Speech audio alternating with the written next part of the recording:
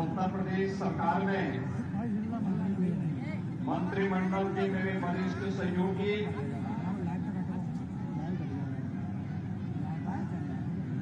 लोक निर्माण विभाग के मंत्री और पीलीभीत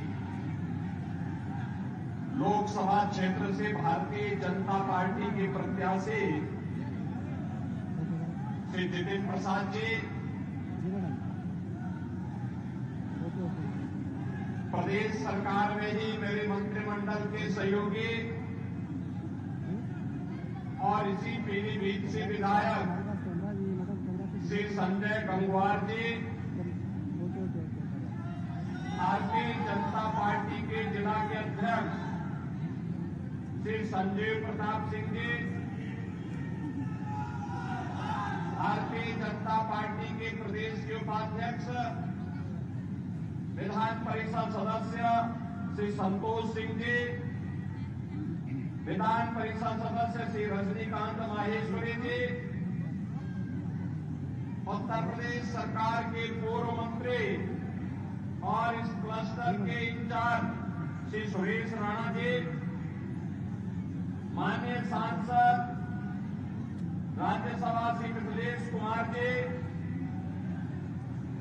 माननीय विधान परिषद सदस्य सुनील गुप्ता जी, माननीय विधायकगण श्री बाबूराम पासवान जी, स्वामी प्रवक्तानंद जी, श्री विवेक वर्मा जी, पूर्व मंत्री डॉक्टर विनोद तिवारी जी, आज के हमारे जिला पंचायत के अध्यक्ष और अन्य हमारे पूर्व पदाधिकारीगण, पूर्व विधायकगण, चेयरमैन और अन्य ब्लॉक प्रमुखगण, भारी संख्या में आज के इस प्रबुद्ध सम्मेलन में उपस्थित पीलीभीत संसदीय क्षेत्र से जुड़े हुए सभी उपस्थित बहनों और भाइयों, मैं आज के इस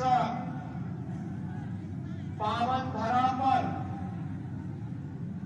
जो उत्तर प्रदेश की एक सबसे उर्वरा भूमि में से एक है और आदि गंगा मां गोमती का जो उद्गम स्थल है, ऐसे पीलीभीत की इस पावन धरा को नमन करते हुए आप सभी प्रबुद्ध जनों का मैं हृदय से अभिनंदन करता हूं।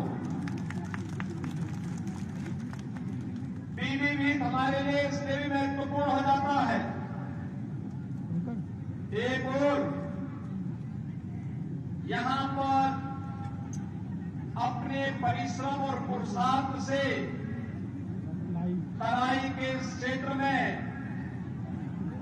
यहां की उर्वरा भूमि में सोना उगलने का कार्य करने वाले हमारे अन्नदाता और दूसरी तरफ यहां की बांसुरी की मधुर धुन के साथ कृष्ण कन्हैया का स्मरण कराने वाले यहां के हस्तशिल्पी, इन दोनों का एक अद्भुत संयोग पीलीभीत के लिए हमारे लिए बन जाता है। एक तरफ यहां टाइगर की हुंकार होती है और दूसरी तरफ बांसुरी की मधुर तान भी यहां सुनने को मिलती है। और इसीलिए जब पीलीभीत की बात आती है तो हम बार बार कहते हैं कि वहां के अन्नदाता किसानों के लिए भी, वहां के युवाओं के लिए भी और वहां के समग्र समाज के विकास के लिए जितना कुछ भी हो पाएगा वह सरकार करेगी, इसमें कोई कोताही नहीं होनी चाहिए। बहनों भाइयों, हमने बदलते हुए भारत को देखा है, हमारी पीढ़ी इसके लिए अपने आप को सौभाग्यशाली मानती है, क्योंकि आपने 2014 के पहले के भारत को भी देखा है और 2014 के बाद के भारत को भी।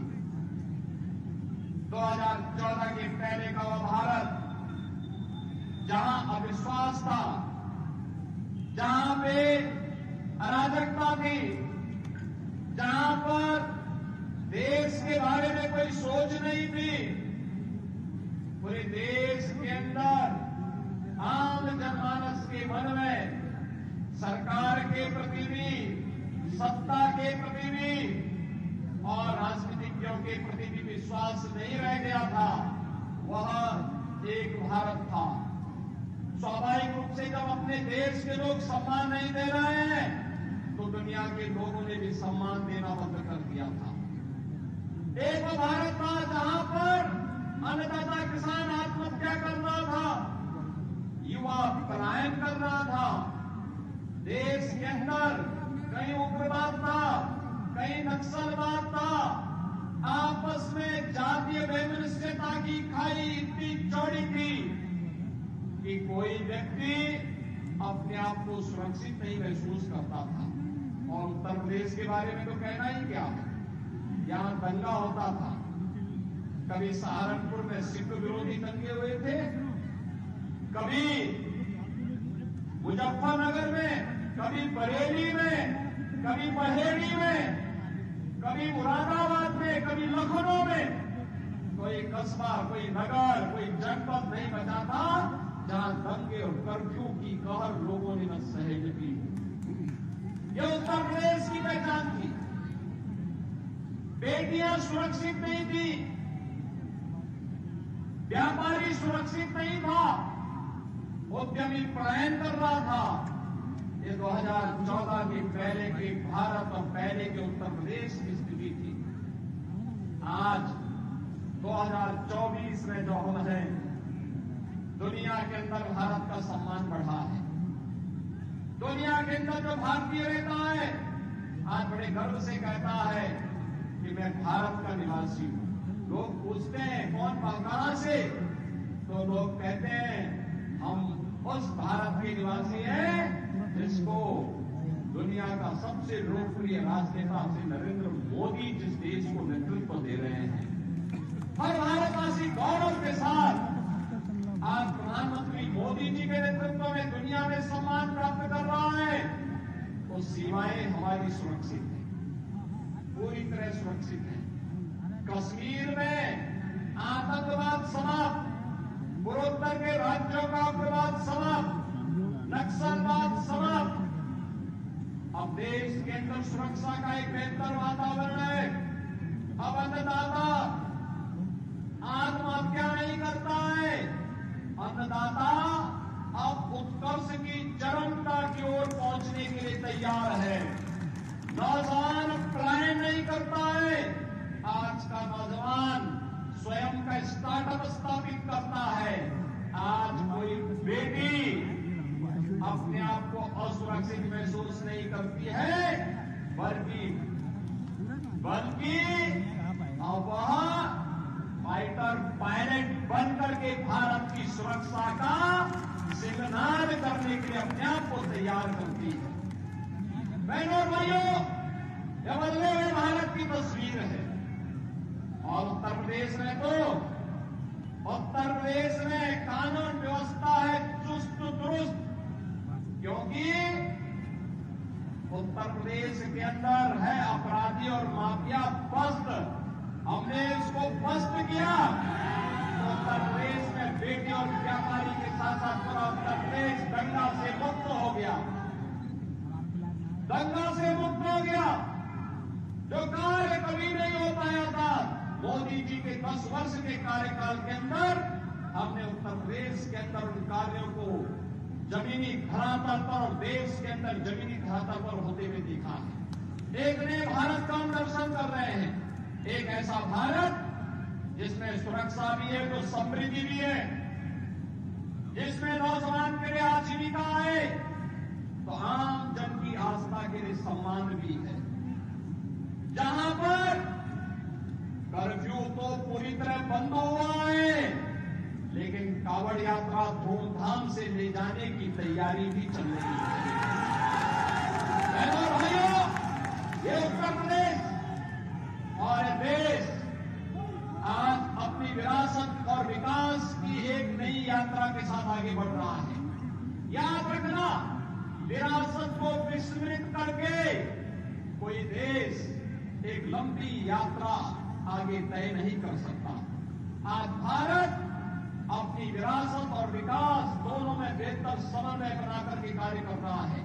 आज उसी का परिणाम है, हाईवे बन रहे हैं, रेलवे की बेहतर कनेक्टिविटी हो रही है, मेट्रो लाइन बिछाए जा रहे हैं, IIT, IIM, IIT, एम्स जैसे संस्थान बन रहे हैं।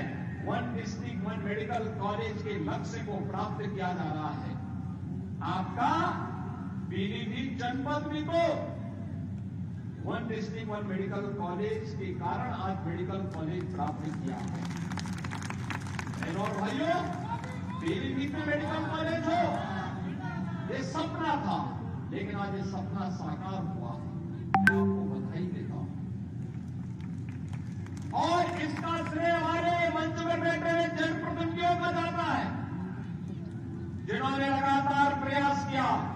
आज यहाँ पे सड़क के लिए जो भी प्रस्ताव श्री जितेंद्र प्रसाद जी के सामने आए थे, पुल और सड़क के सारे प्रस्तावों को इन्होंने यहाँ पे पूरी तरह स्वीकृत करके विकास की नई धारा के साथ पीलीभीत को आगे बढ़ाने का कार्य किया।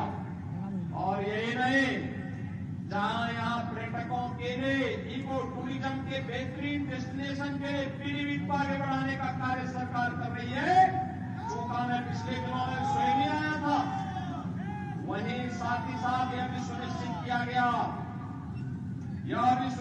किया गया कि वन्य जीव और मानव के संघर्ष को रोकने के लिए किन किसानों की जमीन जंगल के बीच में पड़ रही है, वहां पर हम इलेक्ट्रिक फेंसिंग की कार्रवाई करते हुए जंगली जानवरों से किसानों को बचाने के लिए व्यवस्था भी करेंगे। और अगर जनहानि होती है तो इसे आपदा की श्रेणी में लेकर के उन अन्नदाता किसानों के लिए मुआवजे और कंपनसेशन की व्यवस्था भी करेंगे। हमारी सरकार उसको कर चुकी है, लागू कर चुकी है। बहनों और भाइयों, आज अन्नदाता किसान के लिए प्रधानमंत्री फसल बीमा योजना से लेकर के प्रधानमंत्री किसान सम्मान निधि तक ये योजनाएं उनके स्वागत के लिए सदैव तैयार रहती है।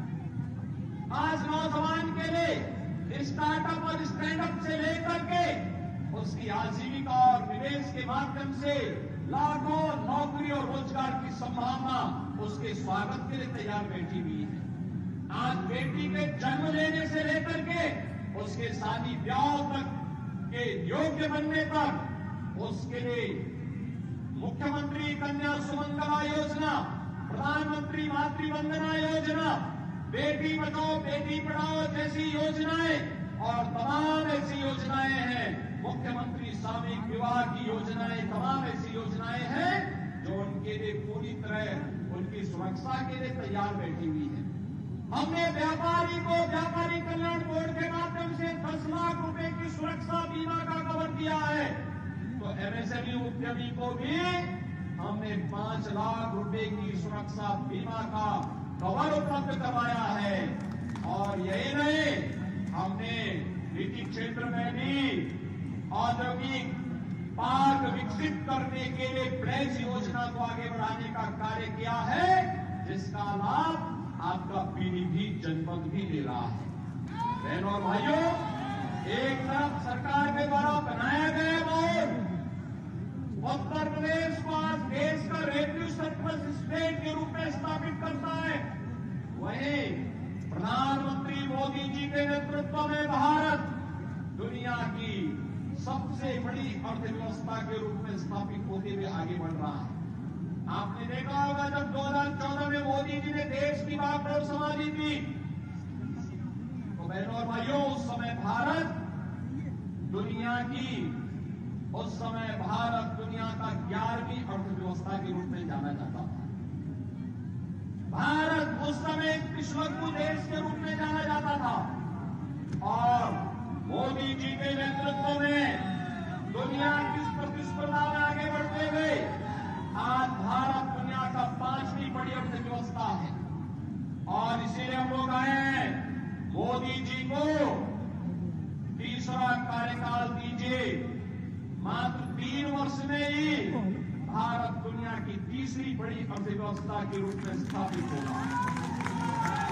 तीसरी बड़ी अर्थव्यवस्था का मतलब हर नौजवान के हाथ को कार्य होगा, हर बेटी और व्यापारी सुरक्षा के एक माहौल में स्वावलंबन के मार्ग को अग्रसर करते हुए देश को नेतृत्व देगी। अन्नदाता किसान कई गुना आमदनी के साथ कार्य करते हुए देश के विकास में अपनी भूमिका का निर्वहन करेगा। और इन सब कार्यों की वजह से आज हम सब आपके बीच में आए हैं। ये जो चुनाव चल रहे हैं, यह चुनाव बहनों और भाइयों केवल चुनाव नहीं है। ये चुनाव तो फैमिली फर्स्ट बनाम नेशन फर्स्ट के बीच में होने जा रहा है। याद करिए, सपा हो या कांग्रेस, उनकी ओर से उस पार्टी का अध्यक्ष केवल एक खानदान का ही व्यक्ति हो सकता है। और यहां पे मोदी जी के बारे में जब चर्चा करते हैं, एक सामान्य गरीब परिवार से निकल करके पूरा जीवन देश के लिए समर्पित करते हुए उनके लिए 140 करोड़ का भारत ही उनका परिवार है। ये मोदी जी के कारण आज भारत के बारे में दृष्टिकोण बदला है। और इसीलिए जब एक चुनाव की बात आ रही है तो फैमिली फर्स्ट बनाम नेशन फर्स्ट, हमने परिवारवादियों को वोट देना है या देश के बारे में सोचने वाले लोगों को वोट देना है। और देश के बारे में सोच को अगर हम आगे बढ़ाते हैं तो ऐसे सुरक्षित और खुशहाल माहौल में आगे बढ़ने का एक अवसर हमें प्राप्त होता है। ये चुनाव माफिया राज बनाम कानून के राज में चुनाव है। सपा, कांग्रेस, बसपा के लोग आएंगे तो फिर माफिया राज भी साथ लेके आएंगे। और भारतीय जनता पार्टी कानून के राज में विश्वास करती है, कानून के राज को स्थापित करने में विश्वास करती है और उसको प्रभावी ढंग से लागू करती है। ये चुनाव भ्रष्टाचार बनाम जीरो टॉलरेंस पर चुनाव हो रहा है। भ्रष्टाचारी गरीब का में ऐसे हड़पते रहेंगे, गरीब का हिस्सा ऐसे हड़पते रहेंगे कि, और भ्रष्टाचारियों के स्थान जेल में होनी चाहिए। ये तय करने के लिए इस प्रकार की इच्छा शक्ति की सरकार चाहिए और यह कार्य भारतीय जनता पार्टी के नेतृत्व में ही होगा। ये चुनाव तुष्टीकरण बनाम सबका साथ और सबके विकास का चुनाव होगा। तुष्टीकरण जातिवाद मजहब के आधार पर जिस प्रकार का भेदभाव होता था, चेहरा देखकर के योजनाओं का लाभ दिया जाता था, लेकिन भारतीय जनता पार्टी ने मोदी जी के नेतृत्व में भारतीय जनता पार्टी की सरकार ने सबका साथ और सबके विकास के माध्यम से हर व्यक्ति को अपने साथ जोड़ने का काम किया है। योजना का लाभ सबको, सुरक्षा सबको, गरीब कल्याणकारी योजनाओं का लाभ सबको, लेकिन तुष्टीकरण किसी का नहीं। और भाइयों बहनों, ये चुनाव स्वार्थ के परिवार और मोदी के परिवार के बीच भी है। मोदी का परिवार 140 करोड़ का भारत मोदी जी का परिवार है। स्वार्थ का परिवार आपने देखा होगा, चाहे वह कांग्रेस हो या सपा हो, ये सब स्वार्थ का परिवार है। ये चुनाव जातिवाद बनाम गरीब कल्याण का होगा। आप सोचो, 80 करोड़ लोगों को देश के अंदर फ्री में राशन मिल रहा है। 60 करोड़ गरीबों को फ्री में देश के अंदर 5 लाख रुपए की स्वास्थ्य बीमा का कवर मिल रहा है। 15 करोड़ गरीबों को यूपी के अंदर राशन की सुविधा का लाभ मिल रहा है। 10 करोड़ गरीबों को यूपी के अंदर स्वास्थ्य बीमा का आयुष्मान भारत की योजना का लाभ मिल रहा है। देश के अंदर 12 करोड़ अन्नदाता किसानों को प्रधानमंत्री किसान सम्मान निधि का लाभ मिल रहा है। 4 करोड़ गरीबों को सिर ढकने के लिए एक छत उपलब्ध हुई है। 2.5 करोड़ गरीबों को देश के अंदर फ्री में बिजली के कनेक्शन मिले हैं। 10 करोड़ गरीबों को देश के अंदर उज्ज्वला योजना में फ्री में रसोई गैस के कनेक्शन उपलब्ध हुए हैं। और इसीलिए बहनों भाइयों, एक तरफ एक जातिवादी लोग थे जो जाति के नाम पर सामाजिक ताने बाने को छिन्न भिन्न करते थे, और दूसरी तरफ मोदी जी के नेतृत्व में हर गांव, हर गरीब को विकास के साथ जोड़ते हुए शासन की योजनाओं का लाभ बिना भेदभाव के उपलब्ध कराने वाली ये सरकार है। यह चुनाव एक तरफ विकास की रफ्तार को आगे बढ़ाने वाली सरकार है और दूसरी तरफ देश के खिलाफ षड्यंत्र करने वाले तत्वों के बीच में होने जा रहा है।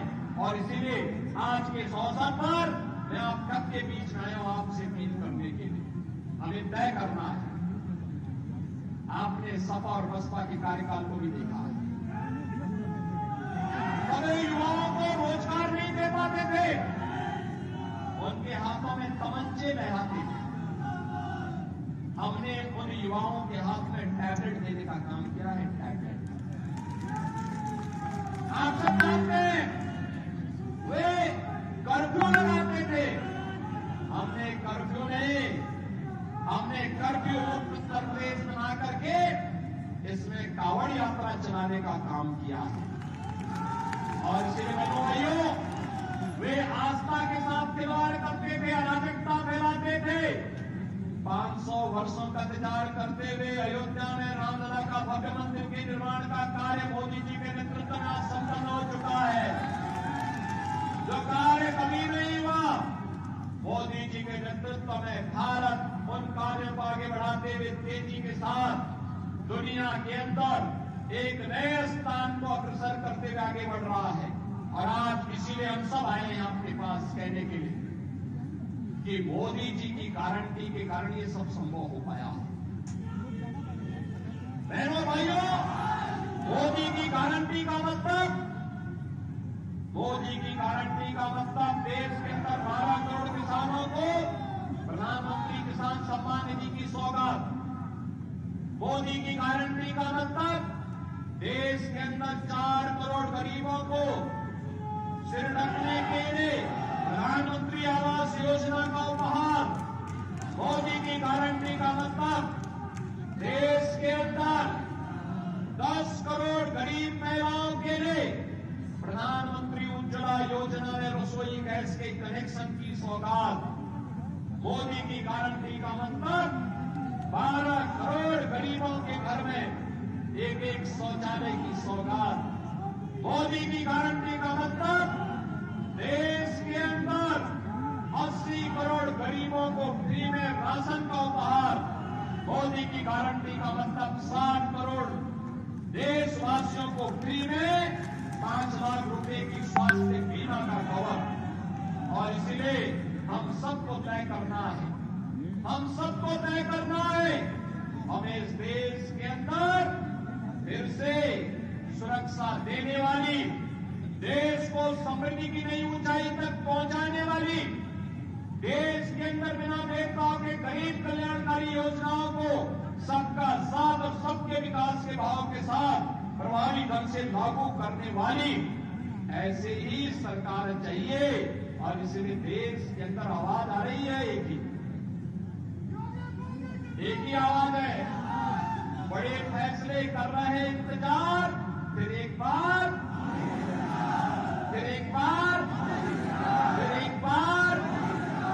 अब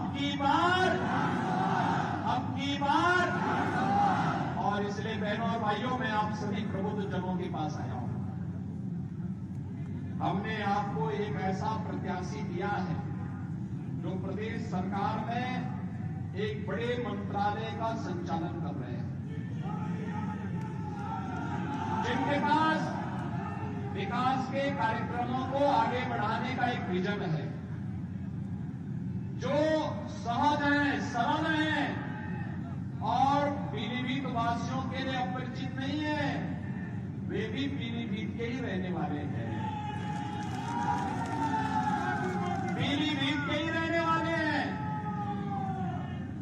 और आप कभी भी उनके यहां जा सकते हैं।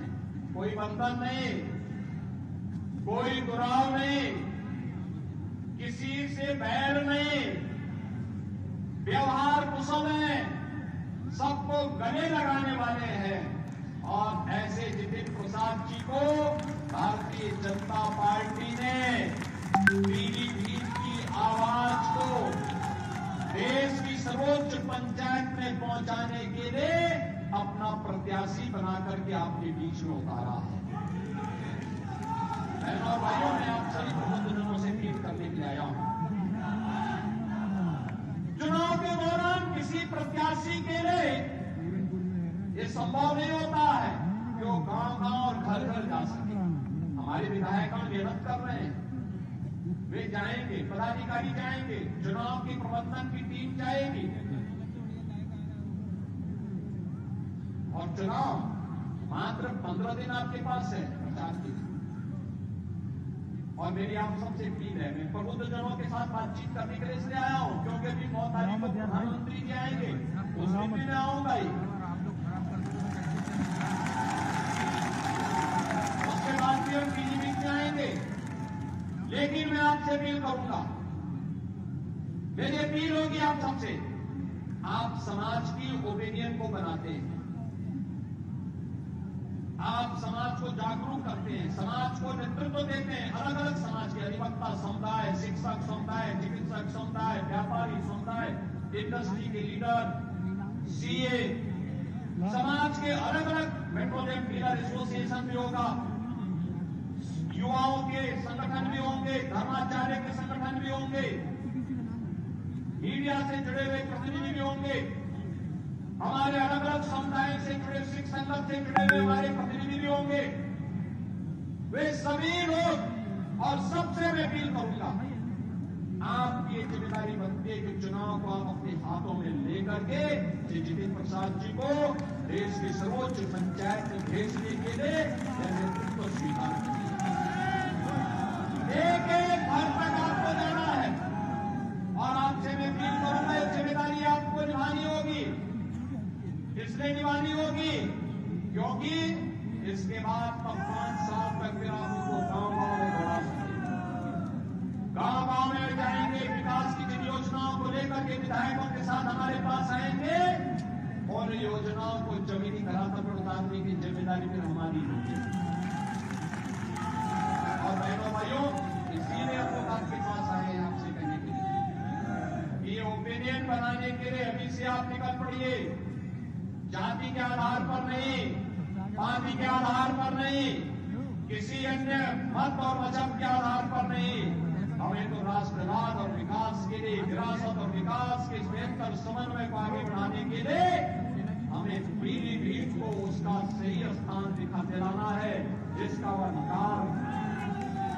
अधिकारी बनता है, जिस पर उसका अधिकार बनना है।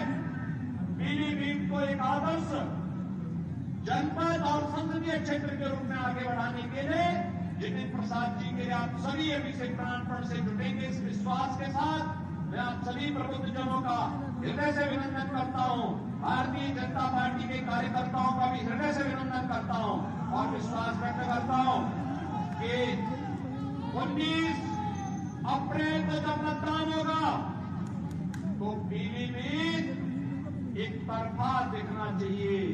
यही अपील आप सबसे करते हुए मैं अपनी वाणी को देता हूं विराम। जय जय श्री राम।